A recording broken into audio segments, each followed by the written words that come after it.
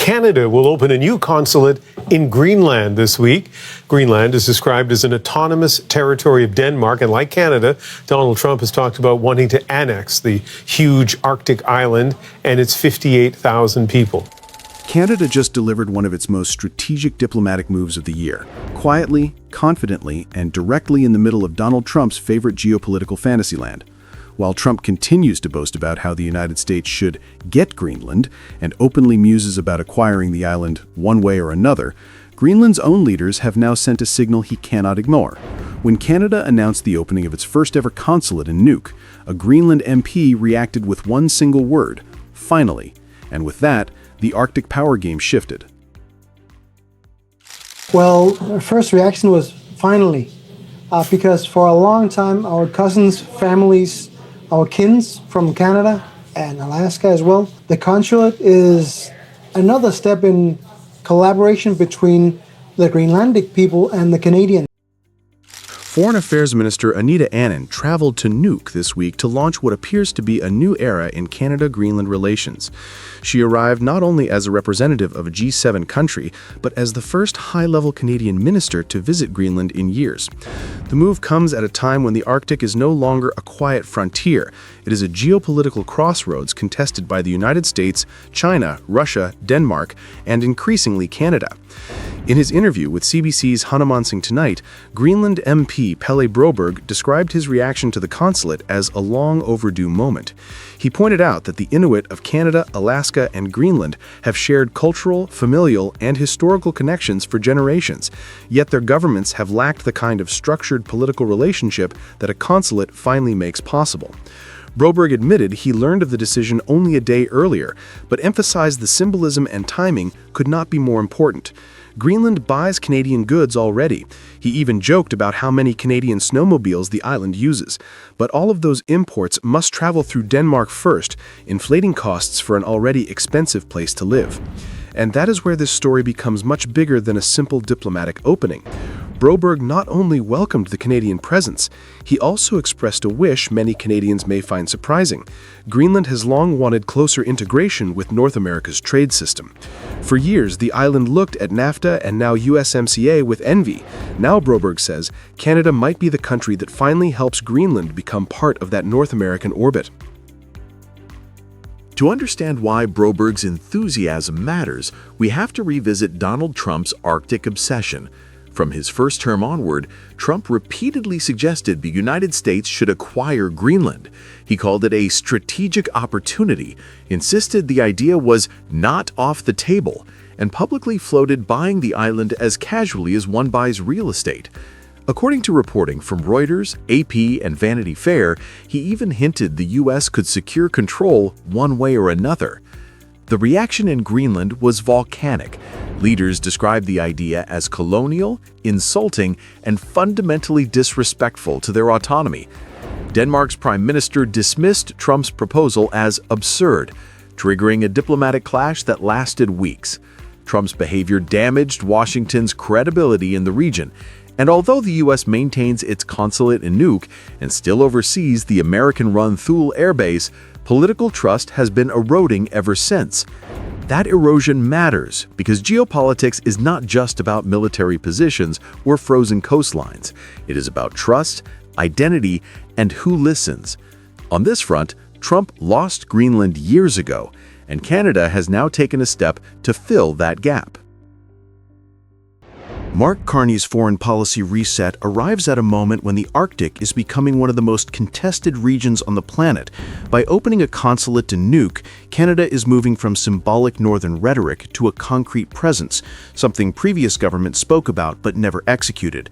For Greenland, Canada offers what neither Denmark nor the United States has provided, a partner that understands Inuit ties, respects local autonomy, and sits just across the water. Broberg's finally reflected more than relief. It captured a sense that Canada is arriving exactly when Greenland is rethinking its economic future. With costs rising and European supply chains stretched, the island is looking west, and Canada has shown up at the right time to be taken seriously. Broberg's interview may have sounded diplomatic, but it carried a quiet warning for Washington. By praising Canada's approach and distancing himself from Trump's rhetoric, he signaled that Greenland is increasingly open to partners who treat it as an equal. His comments about separating politics from trade underscored that Greenland no longer wants to be defined by Denmark's supply routes or America's ambitions. Economic practicality now outweighs old loyalties, and Canada is stepping into that space at precisely the right moment. For the United States, especially under Trump, this shift is a reminder that Arctic influence is no longer guaranteed.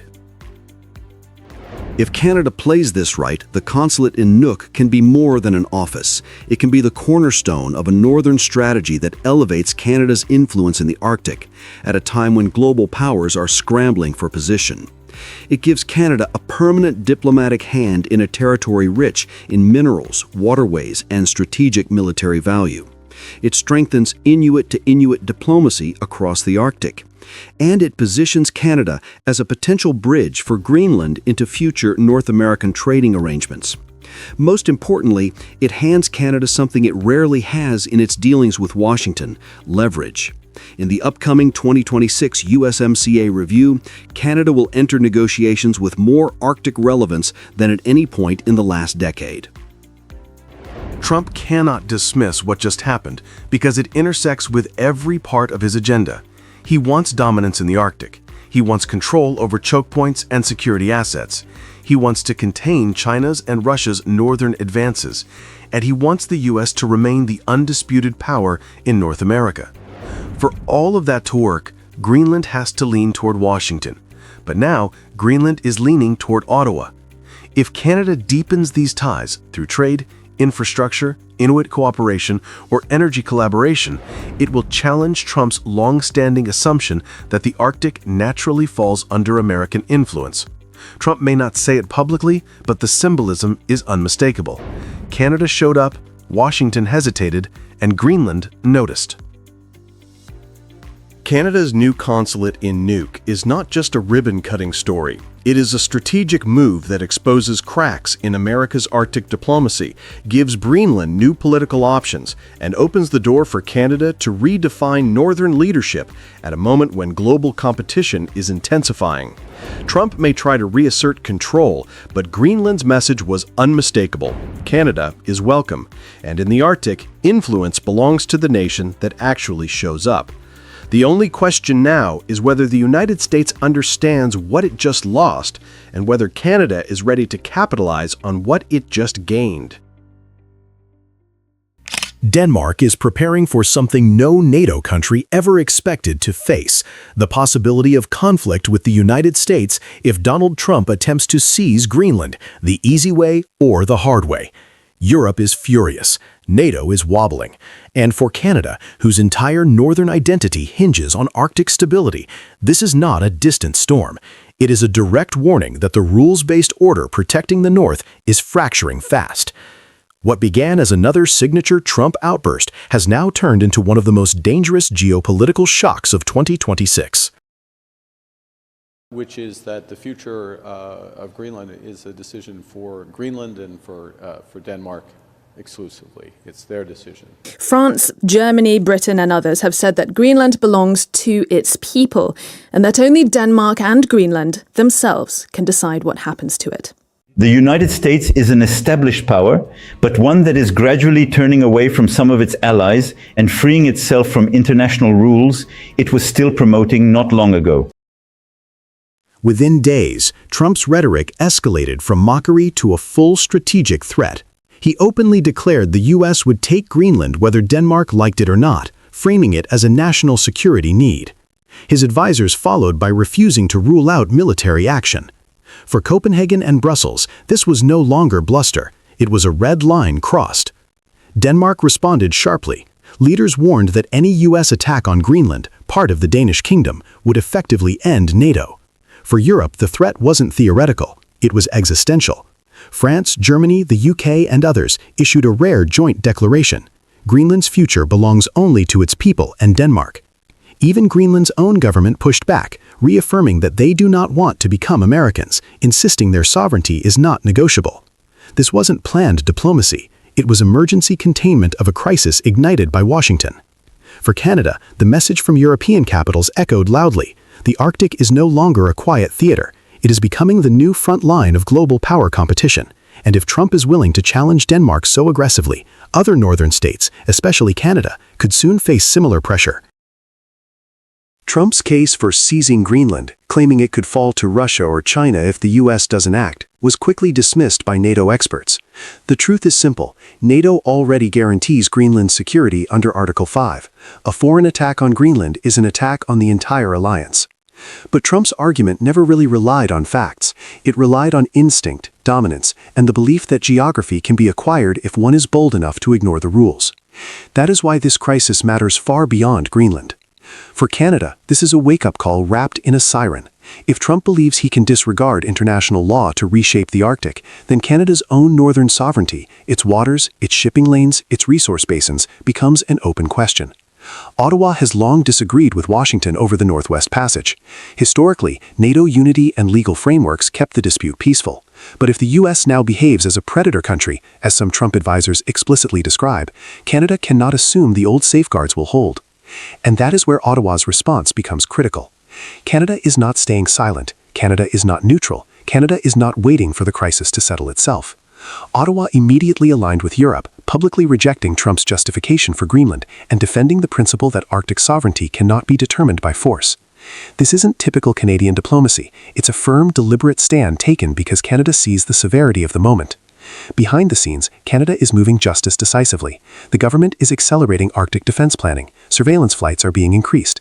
NORAD modernization is being pushed faster. Senior officials are reviewing scenarios previously considered unthinkable, scenarios where NATO is weakened or fractured, and Canada must assume more responsibility for northern security. And this crisis is reshaping Canada's foreign policy. Carney's government is deepening ties with Europe, South Korea, and Japan, not as symbolic gestures, but as deliberate diversification away from an increasingly unpredictable U.S. Canada is signaling that no country, even its closest ally, can unilaterally redraw borders in the Arctic without repercussions. And this moment forces Canada to confront a deeper truth.